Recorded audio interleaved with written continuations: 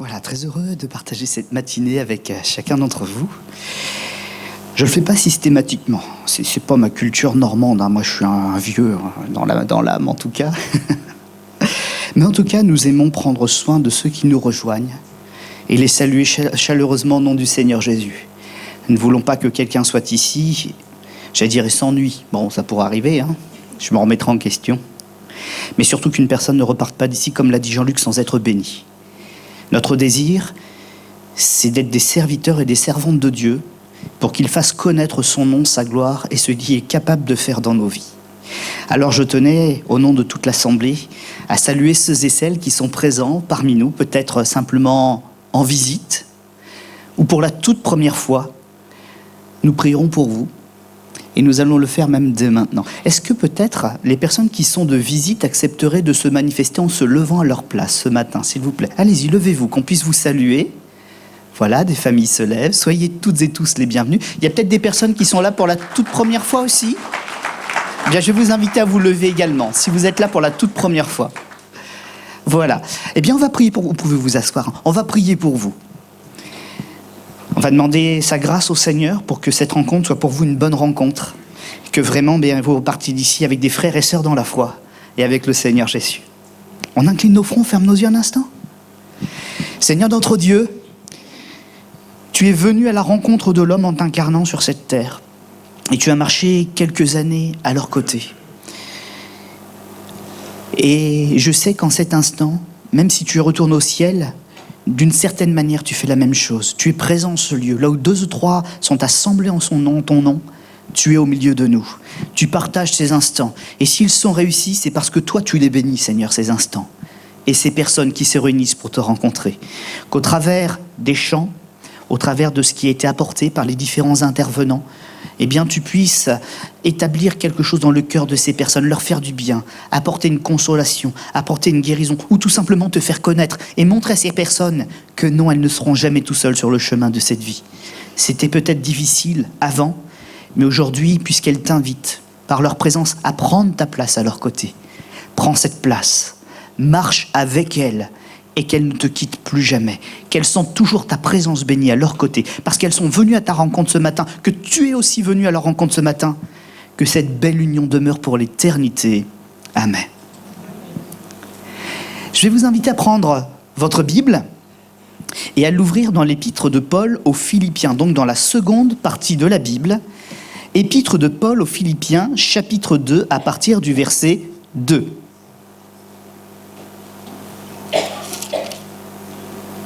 On va prendre le verset 1, ce serait criminel de faire sauter un verset. Philippiens chapitre 2, verset 1er. Nous n'irons pas le chapitre en entier en revanche. Si donc il y a quelque consolation en Christ, s'il y a quelque soulagement dans l'amour, s'il y a quelque communion d'esprit, s'il y a quelque compassion et quelque miséricorde, rendez maintenant ma joie parfaite, ayant un même sentiment, un même amour, une même âme, une même pensée. Et ne faites rien par esprit de parti ou par vaine gloire, mais que l'humilité vous fasse regarder les autres comme étant au-dessus de vous-même, que chacun de vous, au lieu de considérer ses propres intérêts, considère aussi ceux des autres. Ayez en vous les sentiments qui étaient en Jésus-Christ. Existant en forme de Dieu, il n'a pas regardé son égalité avec Dieu comme une proie à lui arracher. Mais il s'est dépouillé lui-même en prenant une forme de serviteur, en devenant semblable aux hommes. Et il apparut comme un vrai homme. Et il s'est humilié lui-même, se rendant obéissant jusqu'à la mort, même jusqu'à la mort de la croix. C'est pourquoi aussi Dieu l'a souverainement élevé et lui a donné le nom qui est au-dessus de tout nom, afin qu'au nom de Jésus, tout genou fléchisse dans les cieux, sur la terre et sous la terre, et que toute langue confesse que Jésus-Christ est Seigneur, à la gloire de Dieu le Père. Amen. Nous sommes ici ce dimanche matin pour rendre, et je l'espère, un culte qui soit agréable à Dieu. Nous savons aussi que, alors, c'est vrai que les mœurs des églises ont un petit peu évolué parfois, ou en tout cas nos pratiques, pas forcément sur le fond, des fois un peu sur la forme. Dans le temps, on n'accueillait pas tout le monde au même horaire. Le matin, c'était les gens qui étaient baptisés pour célébrer le culte, parce qu'ils avaient réglé le problème du péché, et ils venaient pour adorer le Seigneur. Là, ils pouvaient déposer leur offrande. Leur vie avait été changée pour que le Seigneur puisse accepter ensuite leur service et leur offrande. Et puis, il y avait un second temps, généralement l'après-midi, mais bon, ça c'était variable selon les endroits, où on accueillait particulièrement toutes les nouvelles personnes, pour qu'elles aient des temps de questions, de réponses, de découverte de l'Évangile, et qu'elles puissent prendre une vraie décision vis-à-vis de Jésus. Mais ça, ce sont des formes humaines. Le travail était simplifié comme ça. Nous avons aussi à cœur de laisser personne de côté et d'accueillir, comme Jésus l'a fait pour chacun d'entre nous, toute personne qui vient le matin ou l'après-midi, peu importe. Mais le Seigneur, je sais qu'il a une parole et nous devons y être attentifs. Si la parole est vraiment inspirée, elle touchera le converti comme l'inconverti, parce que Jésus nous aime tous. Et nous essaierons donc de parler un langage accessible à tous ce matin, aux plus petits de nos enfants et à nos plus âgés, afin que la parole de Dieu puisse trouver son chemin et vous bénir. C'est parfois le problème qu'il y a, et c'est une des façons d'interpréter le texte qu'on aurait pu avoir. Certains font les choses au nom du Seigneur, mais pour se mettre en avant, et ça, c'est pas bon. Le texte nous dit que si nous voulons être de bons serviteurs, de bonnes servantes, et apporter quelque chose qui plaise à Dieu ce matin, parce qu'il ne faut pas se tromper de sens, on ne vient pas recevoir, même si le Seigneur nous aime et qu'il nous bénit, on vient pour apporter un sacrifice, celui d'un cœur bien disposé, qui veut rencontrer son Créateur. Bien sûr, le Seigneur va nous bénir, mais on ne va pas rester là pour la bénédiction. On peut viser plus loin, on peut rencontrer l'auteur de la bénédiction, le connaître, et assurer notre vie éternelle avec lui. Il a un plan pour nous. Et dans le texte que nous lisions, certains, ils ont du mal avec ça. Ils font des choses par esprit de parti, c'est-à-dire qu'ils veulent avoir raison, puis gagner les gens à leur cause. La Bible appelle ça aussi une vaine gloire. Ils vont avoir raison, mais ça ne durera pas après eux. Un autre parlera plus fort, et puis il emportera la coupe.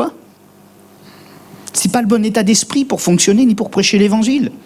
D'autres viendront avec leur supériorité intellectuelle ou je ne sais quoi, leur charisme. Et la Bible dit que le bon serviteur, il doit regarder les autres comme étant au-dessus de lui-même.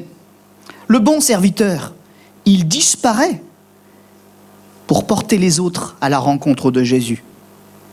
Moi, j'aime bien cette expression, serviteur de l'ombre. C'est-à-dire que les gens ne connaissent pas notre nom. Mais quand ils entendent le message que nous apportons de la part du Seigneur, ce message fait mouche et les gens ne retiennent qu'une chose, Jésus est vivant. Il me connaît, il parle encore aujourd'hui en 2024 et il me délivre de toutes mes détresses. Il console mon âme, il me relève lorsque je suis abattu. Voilà le cœur dans lequel nous devons être pour vivre ces instants et vivre toute notre vie de chrétien. La plus belle louange peut alors lui être adressée par des cœurs qui sont préparés, purifiés, et se rappelant ensemble qu'il n'y a pas de grands ou de petits, de forts, de riches ou de pauvres, mais que nous sommes tous vivants et assemblés ici autour de la même grâce dont nous avons tous besoin. Si nous sommes vivants, ce n'est pas par notre supériorité, mais c'est par la grâce de celui qui nous a offerte. La Bible dit, il n'y a pas un juste, pas même un seul. On a tous été vaincus par le péché. C'est notre nature avant notre rencontre avec Christ. Mais il a plu au Seigneur de nous offrir la grâce. Et que les coupables que nous étions, que nous avons, cette culpabilité que nous avons confessée, elle a trouvé le pardon de Dieu. Et c'est pour ça que le peuple de Dieu est dans la joie. Et c'est pour ça que nous marquons la différence quand nous allons, comme disait Jean-Luc, au travail ou dans nos activités. C'est parce que nous étions coupables, mais nous avons reçu la grâce. Et les autres sont encore sous la culpabilité. Ils n'ont pas réglé le problème. Aussi, nous sommes dans la joie et nous communiquons la joie. Dans le deuil, dans la souffrance, dans la peine, nous sommes blessés, mais pas vaincus. Parce que quelqu'un nous relève, quelqu'un nous guérit, quelqu'un nous console, quelqu'un nous remet en selle. La vie avec Jésus, c'est pas juste la continuité de la vie. C'est un nouveau départ pour une nouvelle construction. Et ce que nous avons échoué autrefois ne compte plus. Le nouveau départ nous met sur une nouvelle base où nous pouvons construire tout ce que nous n'avions pas pu construire autrefois. La base du péché s'effrite, mais la grâce, la base de Christ est un rocher éternel sur lequel nous ne serons jamais déçus. Certains ont bâti des pans de leur vie, leur travail, leur réussite, leur mariage, leur succès, avec les moyens du monde. Ils se sont élevés un temps, et puis quand ils n'ont plus intéressé le public, ils se sont écrasés. Et ils ont été blessés par les gens même qui les encensaient. Il n'y a pas besoin d'aller loin pour voir ça, hein. Cet état de cœur, même Jésus l'a vécu. Le roi est là, le roi est là. Ouvrez les portes, mettez les rameaux, ouvrez la ville de Jérusalem. Le roi est là. Et 4 matins après, crucifiez-le! Mais Jésus n'a pas bâti sa gloire sur l'encensement des hommes. Il l'a bâti sur la volonté de Dieu le Père. Il est monté sur le trône. Cette croix, c'était son trône. Il a été élevé devant nos yeux. Lui qui a fait tant de miracles, il aurait pu descendre. Mais il est resté, et là était sa gloire. Crucifié pour nous, mais crucifié pour le Père aussi. C'est en faisant la volonté de son Père, en souffrant injustement, pour combattre le péché et le vaincre, qu'il a reçu sa gloire. Et nous-mêmes, ce n'est pas dans la facilité, comme disait Jean-Luc, c'était bien inspiré ce que tu as dit, que nous trouverons notre victoire. Mais c'est en combattant le péché comme Christ l'a combattu. Je ne vous demande pas d'aller vous crucifier sur des croix, hein. Il n'y a qu'au Brésil qui font ça. Et c'est fou. Quelqu'un l'a déjà fait, il n'y a pas besoin de prendre sa place. Personne ne peut prendre la place de Jésus. Nous, ce que nous pouvons faire pour, quelque part, nous associer à ça, c'est exprimer notre joie, notre reconnaissance, notre loyauté à celui qui l'a fait pour nous. Il nous a délivrés du corps de cette mort. Et s'il est mort, c'est pour ça que nous vivons. Il a porté sur lui nos fardeaux, nos injustices, nos défaillances, et même nos tristesses et nos peines. Il y a un remède parfait en Jésus-Christ, mais il faut l'expérimenter.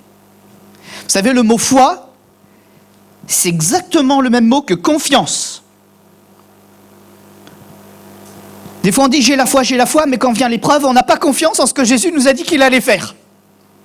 En fait, tu n'as pas eu foi en Jésus. Et cette notion, faut se la réapproprier. Quand vient l'épreuve, ne parle pas simplement de foi, réalise que Jésus te demande sa confiance. Et si tu as confiance en Jésus, tu verras les montagnes être transportées. Tu verras la maladie être chassée. Tu verras les combats réussir. Peut-être pas la manière dont tu l'as imaginé, mais la porte que Jésus ouvrira te fera passer en sécurité au travers de ton épreuve. Aie foi en lui, aie confiance en lui, d'une vraie confiance. La Bible dit, il n'est pas comme les hommes pour mentir. Ce que Jésus a dit, il le fait toujours. Vous connaissez un peu mes expériences, je ne vais pas les ressortir encore une fois, sinon toutes les vidéos vont se ressembler à la fin. Mais des fois, ça prend du temps avant l'accomplissement des promesses. C'est pas que Dieu nous a oubliés. Ne croyez jamais que Dieu vous a oubliés. C'est un mensonge du diable. Ne croyez jamais que Dieu est en retard. On aimerait plutôt qu'il soit en avance. Mais la réalité, c'est que quand vous avez annoncé de votre cœur la toute première prière, vous avez confié votre problème, votre fardeau à Jésus, il s'est mis en marche. Mais il y a ce que vous voyez, et il y a ce que lui, il voit. Parce que nous, on regarde d'en bas vers le haut, et lui, on regarde d'en haut vers le bas. Il voit tout. Parfois, nous demandons des choses, mais le Seigneur est conscient, bien plus que nous. Et c'est là qu'il y a la confiance. Il est conscient plus que nous. Qu'il y a d'autres choses à régler autour avant de vous donner sa bénédiction. Avant de faire ce qu'il vous a promis. Parce qu'il ne veut pas que le diable passe derrière et retire ce qu'il a mis. Il veut vous bénir et que vous gardiez votre bénédiction. Ça vaut la peine d'attendre quand on sait que le plan fonctionne comme ça. Amen. Et c'est comme ça que ça fonctionne. Toute la Bible le dit. Tous les prophètes le proclament. Tous les hommes et femmes, tous simples comme nous, qui l'ont vécu vous le diront. Jésus n'est jamais en retard. Il a préparé les choses pour que rien ni personne ne nous ravisse de sa main, ni ne prenne la bénédiction qu'il nous a donnée. La bénédiction du Seigneur, la Bible le déclare, et je vous le déclare aussi par expérience, mais les chrétiens le feront, la bénédiction du Seigneur n'est suivie d'aucun chagrin. Et si nous marchons dans le plan tel qu'il nous l'a proposé, nous vivrons les choses de Dieu. Sans peine, mais avec conviction, et une conviction toujours plus forte. Qu'est-ce qu'un peu de temps pour des êtres qui vivent quelques dizaines d'années, mais qui ont la promesse de la vie éternelle. Attendre 10 ans, face à l'éternité, c'est pas si grand. Pierre disait, plutôt écrivait, qu'en face de nos souffrances, qui sont parfois injustes, parce que toutes les souffrances ne sont pas justes, c'est pas parce que tu as péché que tu as mal. Le monde vit sous la puissance du péché. Tu n'as peut-être pas commis une erreur, mais tous ceux qui sont autour de toi en font. Et la maladie, elle nous frappe tous. C'est pas une question d'être meilleur dans la foi. C'est notre nature, on a un corps qui se dégrade. La maladie, elle est là. C'est pas une punition divine, toujours. Et Pierre disait, il y a des souffrances, on ne les comprend pas. Il y en a même qui sont injustes. Mais on est attaché à Christ et on sait qu'il nous secourra. Et il dit, en comparaison de cette souffrance qui nous frappe, c'est quoi comparé au poids de la gloire qu'on aura demain, quand le Seigneur nous accueillera dans sa présence en disant, juste et fidèle serviteur, entre dans la joie de ton maître. Tu n'as pas lutté en vain, tu as lutté pour prendre ta place. Et je te la donne. Moi, le Seigneur éternel, qui t'ai racheté au prix de mon sang. Donc un coupable racheté. Je te connais. Mais tu as joué selon les règles. Tu as écouté ma voix. Tu as accepté la main tendue de la grâce que je te tendais jour après jour. Tu as pris ma main. Et tu as su me suivre jusque dans la vie éternelle. Bon et fidèle serviteur. Toi qui ne t'es pas détourné. Toi qui n'as pas grincé des dents. Mais qui m'a fait confiance. Qui a exercé la vraie foi que je demande. Entre dans la joie de ton maître. La Bible nous affirme que Jésus, que l'on appelle Christ et en hébreu Messiar, le Messie, est véritablement celui qui a été envoyé par le Père. Il a quitté sa gloire pour sauver les hommes de la corruption qui régnait. Et il nous offre l'exemple de sa propre humilité pour nous montrer qu'il ne nous demande pas des choses qu'il n'a pas accepté de vivre lui-même. Jésus nous comprend. Lui, qui était en forme de Dieu, c'est-à-dire qu'on avait toute la nature, il a décidé de se revêtir et d'être revêtu d'une nature qui n'était pas la sienne. Il était pleinement Dieu, pleinement esprit. Parfois, les prophètes l'ont vu, non pas comme un homme, mais sous la forme d'un homme. Je pense au prophète Daniel en disant ça. Chef des armées de l'Éternel, manifesté dans la gloire. Je vis à la droite du trône de Dieu quelqu'un de semblable à un homme. Semblable, il ne l'était pas encore. Et puis le moment où il est venu, il s'est revêtu de la même chair que la nôtre. Pour nous dire, je ne me contente pas de parler, je viens marcher avec vous. Vous verrez que je veux être à vos côtés. Les règles qui sont les vôtres, je me les impose. Pour vous prouver l'étendue de mon amour. Je suis un Dieu qui accepte de souffrir pour vous, parce que mon amour est plus grand que la souffrance. Et je vous prouverai combien je vous aime. Jésus a véritablement tout accompli. Il nous a donné toutes les preuves de l'étendue de sa capacité à nous secourir, à affronter les choses dans les mêmes conditions que les nôtres et en les vainquant. Il nous a prouvé l'étendue de son amour. Et il y a encore une chose qui nous concerne, et c'est tout proche. Parce que l'âge ne compte pas. Là, il y a juste une réalité qui est la même, c'est une règle, que Jésus a expérimentée aussi, passer par la mort pour aller vers l'éternité. Cette porte qu'il a franchie, 33 ans et demi, c'est une porte que nous franchirons aussi à l'âge qui sera le nôtre. Mais la règle, c'est pas l'âge, c'est la porte à franchir et y être prêt. Et la dernière grande chose que Jésus a accomplie avant de prendre sa place dans le ciel, c'était de passer par cette porte de douleur. Il l'a franchie et il a ouvert pour nous le chemin. Mais ça veut dire une chose. Parce que Jésus n'a pas lutté comme Dieu, là. Il a lutté dans la condition humaine, cette condition dont il s'est revêtu pour nous prouver que c'était possible pour nous de le suivre.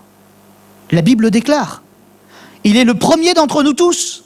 C'est-à-dire que maintenant que la mort est vaincue, que le chemin est ouvert, et que Jésus en tant qu'homme est passé, vous et moi on peut passer aussi. Le plan de Dieu est prouvé et efficace. Pourquoi ? Parce qu'ensuite, l'histoire ne s'arrête pas là. La Bible déclare qu'il y a une multitude de témoins, et même à un moment plus de 500 frères à la fois, qui l'ont vu ressuscité, vivant, marchant et parlant au milieu d'eux. Celui qui connaît l'éternité nous a prouvé que le plan était certifié divin. Jésus est véritablement le Messie, le guide qui a été promis, par lequel nous allons vivre demain la grande promesse de Dieu. La vie éternelle, la libération des souffrances, et puis entrer tout simplement dans le plan éternel. On se focalise beaucoup sur ce que le Seigneur nous a dit pour aujourd'hui. Et on s'inquiète beaucoup de nos propres projets. Mais vous savez que dans peu de temps, nous réaliserons des projets de là-haut. Notre Dieu est un créateur, notre Dieu est un bâtisseur, notre Dieu est un Dieu de la vie en abondance. Aujourd'hui, en final, tout ce que l'on vit, l'histoire de l'homme, ce n'est que la préparation d'un temps glorieux. Nous ne sommes que dans la salle d'attente de ce que Dieu a prévu pour la suite. Et le Seigneur va nous étonner par les merveilles que nos mains accompliront pour lui demain.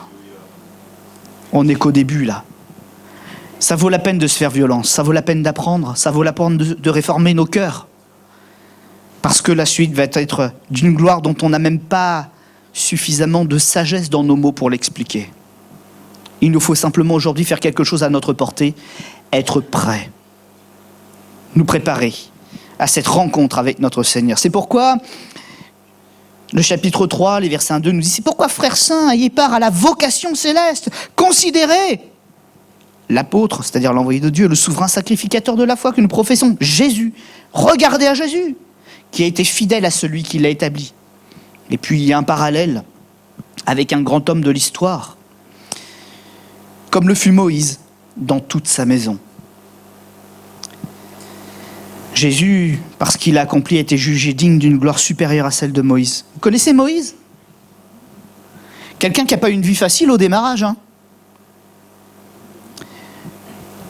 Il est né dans la persécution. Il est né dans l'assassinat d'enfants. Je ne sais pas s'il y a des gens du Sierra Leone parmi nous, mais c'est un pays que ceux qui connaissent, ça fait trembler. Hein. Un certain dictateur ne voulait pas d'opposition. Il s'attaquait directement aux enfants. Il n'y a pas si longtemps. Le diable fait toujours la même œuvre. Hein. Il ne veut pas être détrôné, il ne veut pas que personne prenne l'autorité à sa place. Bon, je finis ma petite digression, il y a des enfants dans la salle. Le Seigneur va nous fortifier, il va nous encourager. Il est vraiment cet envoyé de Dieu qui a tout prévu. Et donc, ce Moïse, il est né dans une période comme ça. Et puis, le Seigneur a conduit son chemin, alors qu'il n'était qu'un tout petit bébé, pour être pris dans la maison d'une personne riche et puissante, la fille de Pharaon. Il recevra une éducation qu'aucun des autres n'a eue. Il a été élevé dans la sagesse des Égyptiens. Certainement la sagesse donc intellectuelle, philosophique, religieuse, et puis encore militaire. S'il n'y avait pas eu la main de Dieu, il n'aurait jamais eu accès à tout ça. Et ça n'a pas empêché Moïse, grand homme, bien formé, d'avoir besoin de Dieu. Quand il a voulu agir tout seul, qu'est-ce que ça a donné ? La mort d'un homme. Et il s'est enfui. Il a eu peur. Est-ce que Dieu l'a abandonné pour ce grand péché ? Il a continué d'être avec lui dire « Change d'attitude, on reprend les choses à zéro. » Et il a passé 40 ans à tout réapprendre. Ça peut être long parfois, mais c'est salutaire. La Bible dit « Le juste vivra par la foi ». Et la version des Septante que l'on retrouve parfois dit même par sa foi. Les deux sont justes. Parce que c'est bien beau d'avoir un papa ou une maman convertie, hein, mais si toi tu vis dans le péché, ta foi sert à rien. C'est celle de ton papa ou de ta maman, c'est pas la tienne. Le juste vivra par sa foi. Et Moïse a compris cela. Et il faut qu'on le comprenne aussi ce matin. Mon étiquette religieuse, elle ne vaut rien. Le contrat papier moral que j'ai signé, il vaut rien. La seule chose qui m'ouvre la porte de l'éternité, c'est le contrat que j'ai signé avec Jésus lui-même. S'il n'est pas à sa place dans ma vie, si sa vie, si son commandement n'est pas le maître de mon cœur, si sa parole n'est pas mon guide, je vais me faire des ennemis ce matin. Catégorique. Hein. Ce n'est pas la volonté que Dieu j'accomplis. Si ce n'est pas ça, je sers ma chair par ma façon de voir. La seule chose qui me permette d'être du côté de Dieu, c'est quand il m'a vaincu dans mes raisonnements, dans mes approches, dans mes convictions. Si je n'ai pas été brisé à mon ancienne nature pour que Dieu m'en montre les erreurs et l'impuissance, si je n'ai pas été vaincu par le Seigneur de mon âme et mon Créateur, je ne peux pas prétendre être un chrétien apportant une offrande qui lui plaise ce matin.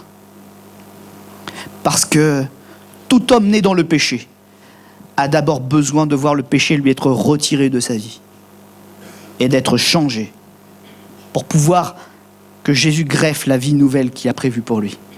S'il n'y a pas eu cette greffe, nous sommes en train de mourir. La vie s'échappe. Mais si nous avons été greffés au Seigneur, à sa vie, à sa mentalité, nous sommes vraiment vivants. À la croix, Jésus a fait une opération chirurgicale. Il a fait don de sa vie.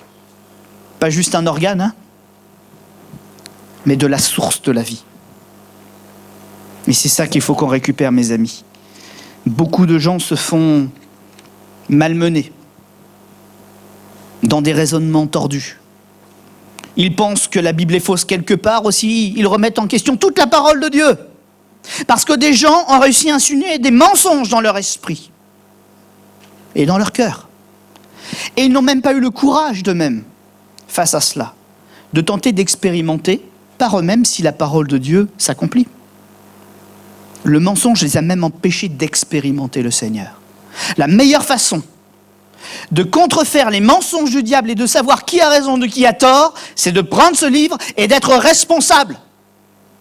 De prendre les promesses de Dieu et d'aller dans la prière, lui demander, Seigneur, est-ce que c'est vrai? Ou est-ce qu'on me ment? Et le Seigneur fera lui-même la réforme de nos cœurs. Mais par contre, vous pouvez avoir peur, hein, parce que ce que vous n'avez jamais vécu avant, vous risquez de le vivre. Dieu parle. Et Dieu agit. Et si vous êtes entêté à croire que dans votre vie, tout est bon, et moi aussi, hein, on risque de tomber de haut. Parce qu'il y a si peu de choses qui fonctionnent en réalité dans nos vies. Alors je vous rassure, hein, on ne va pas vous télécharger l'évangile, faire un lavage de cerveau, etc. Hein. Vous n'allez pas ressortir d'ici avec les yeux hagards comme si on vous avait fait ce lavage de cerveau.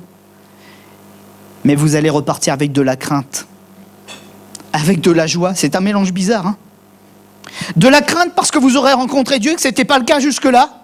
Et de la joie parce qu'il ne vous aura pas rejeté, mais vous aura dit « Je vais travailler avec toi ». Et tu verras la gloire de Dieu. Ça, c'est la puissance de l'évangile que certains ont enterré parce que ça fait peur. Le changement fait peur. La remise en question fait peur. D'affronter le regard de nos proches en disant « J'ai compris quelque chose, mais maintenant il faut que je le fasse ». Et ça fait peur de dire « Je l'ai fait parce que j'ai rencontré Dieu ». Mais si on ne le fait pas, il y a aussi quelque chose qui se passe. Une culpabilité dans nos cœurs. On sait qu'on a trouvé la vérité, on n'y va pas. Et si on n'a jamais ce courage, cette foi, cette confiance en Jésus qui nous accompagnera pour la suite, on risque de tourner longtemps en rond. Il y a des fois, je ne sais pas si je prêche bien ou pas bien, j'en sais rien. Parce qu'il y a des fois des personnes qui viennent dans l'auditoire pour la première fois et je ne les revois jamais. Et là, j'ai un dilemme. Est-ce que j'ai bien prêché, mais que leur conscience ne va pas dans le sens de Dieu et qu'ils préfèrent aller voir ailleurs quelqu'un qui leur dit ce qu'ils ont envie d'entendre? Je ne sais pas. Mais je sais une chose. C'est que s'approcher de Jésus, c'est dangereux. Dans le sens où un mot de Jésus il nous rend responsables de la réponse qu'on va devoir donner à Dieu. Et je sais que si l'Évangile et la personne de Jésus sont bien annoncés, il suffit d'une fois, il suffit d'un mot de Jésus pour envoyer une personne libre. Si le Fils nous affranchit, nous sommes réellement libres. Pas juste libres, réellement libres. Parce que si notre conscience est touchée, si notre âme est touchée, et que nous acceptons que quelque chose s'y passe, si la main de Dieu peut retirer le mal, le diable est vaincu sur l'instant. Il y a parfois un peu de travail à faire encore. Il y a des pardons qui ne sont pas faciles à accorder à des gens qui nous ont fait du mal. Mais si le travail a déjà commencé, c'est qu'une question de temps. Et avec Jésus, c'est ça qui est merveilleux. Tout devient possible. Ce qui est impossible aux hommes est possible à Dieu. Si je remets ma vie, si je remets mes problèmes entre les mains du Seigneur, ça prend parfois un peu de temps. Parfois c'est instantané. Mais tout ce qui était impossible devient possible. Ça c'est l'évangile. L'évangile qui ne doit pas changer. L'évangile qui ne doit pas être corrompu par une religion. Bien sûr, on va avoir nos formes, on va avoir nos pratiques, on va avoir... C'est pour ça qu'il y a des églises différentes. De toute façon, nous sommes différents. Mais l'évangile tel que je viens de l'annoncer, ça c'est l'évangile qui ne doit pas changer. C'est ce que Jésus nous a demandé de faire. Il ne va pas nous faire entrer au ciel sur la base de notre perfection, aucun de nous n'irait. Il nous fait entrer au ciel sur la base de notre fidélité. La base de notre fidélité à ce qu'il nous a confié.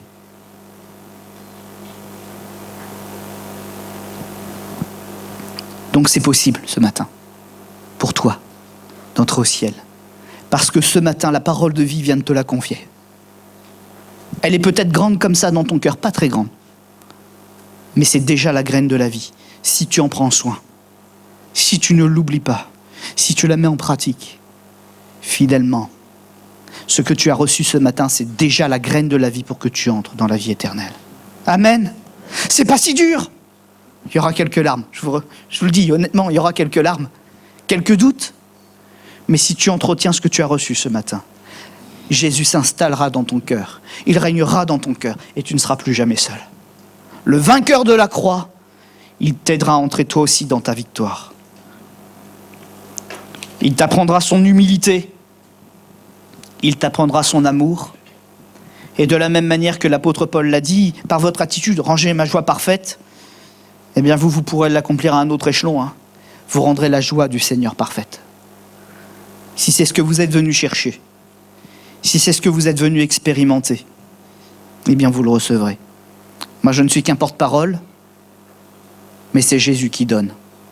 Et à un cœur qui se repent, à un cœur qui est sincère, même qui n'a pas forcément tout compris, mais quelqu'un qui veut avancer, Jésus se révèle et Jésus donne. Et Jésus accueille. Ce matin donc, je ne vais pas aller plus loin. Mais simplement dire ceci, vous aurez peut-être remarqué, si vous êtes de passage et que vous n'avez pas l'habitude à ce genre d'église, qui en fait est même une ancienne usine, un endroit de serviteurs et de servantes, un endroit d'ouvriers. On n'est pas dans une cathédrale. On pourrait bâtir une cathédrale, ce serait très beau. Mais les chrétiens évangéliques, ils préfèrent la fonctionnalité. Un endroit pour se réunir, mais surtout pour apprendre à rencontrer Jésus, à découvrir ce qu'est vraiment sa parole et son attitude. On pourrait afficher des apparences de richesse et remplacer les fenêtres qui sont là par des vitraux pour faire des jolies couleurs. Mais nous ne sommes pas dans la séduction et je comprends même d'ailleurs que notre discours ne soit pas toujours séduisant. Renonce au péché, c'est pas un discours séduisant. Change de mentalité, c'est pas séduisant, mais c'est la vérité. Et la Bible nous promet que la vérité nous affranchit. Elle nous rend libres parce que c'est une promesse de Dieu. Alors on va incliner notre front un instant. Et on va demander au Seigneur de nous faire grâce, à nous qui sommes pécheurs, et qu'il renouvelle nos forces pour qu'il nous permette d'aller jusqu'au bout du chemin en tenant sa main. Nous ne sommes pas seuls. Christ est avec nous. Seigneur notre Dieu, ce matin, c'est vrai que le discours peut sembler engagé, mais après tout, c'est le discours de la Bible. Rien n'a été inventé, rien n'a été ajouté.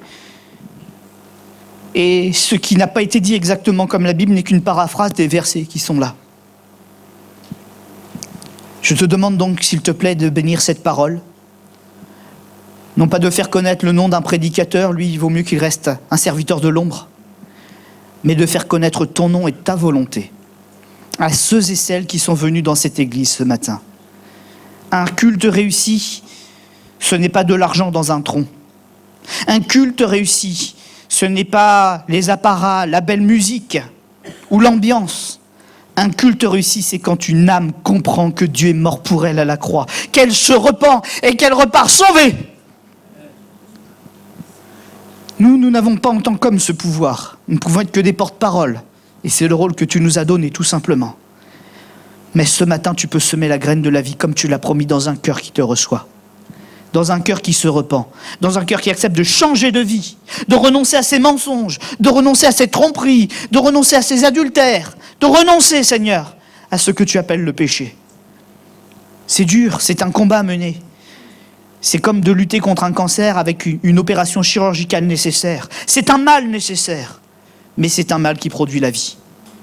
Renonce au péché fait mal sur l'instant, mais ensuite, il y a toute la joie de la vie qui revient. Alors Seigneur, bénis chacun de nos invités ce matin. Bénis chacun de ceux qui nous ont rejoints pour la première fois ce matin. Et nous tous aussi. Nous avons commencé avec la grâce. Nous voulons continuer avec la grâce. Que ton nom soit béni et glorifié. Amen. Peut-être que pendant quelques minutes encore, nous pourrions rester dans un esprit de prière, afin que ceux et celles qui le souhaitent puissent aussi dans leur cœur réfléchir à ce qu'ils viennent d'entendre. Les prières n'ont pas forcément besoin d'être à voix haute, elles le peuvent. Nous avons cette liberté entre nous. Mais elles peuvent aussi être dans le secret du cœur. Peut-être que certains n'ont pas la parole facile. Ce n'est pas une exigence de l'Écriture, ça. C'est à Jésus que nous répondons, et non pas à des hommes. Mais laissons le Seigneur mettre le doigt dans notre cœur sur ce qui ne va pas. Acceptons qu'il nous examine et qu'il nous fasse part de son bilan, afin que cette réunion soit sa joie, qu'elle soit aussi à notre avantage ce matin. Qu'il puisse prodiguer ses soins, et mettre aussi cette force d'une conviction que Dieu seul peut mettre dans notre cœur. Si tu entends sa voix, dit l'Écriture, n'endurcis pas ton cœur.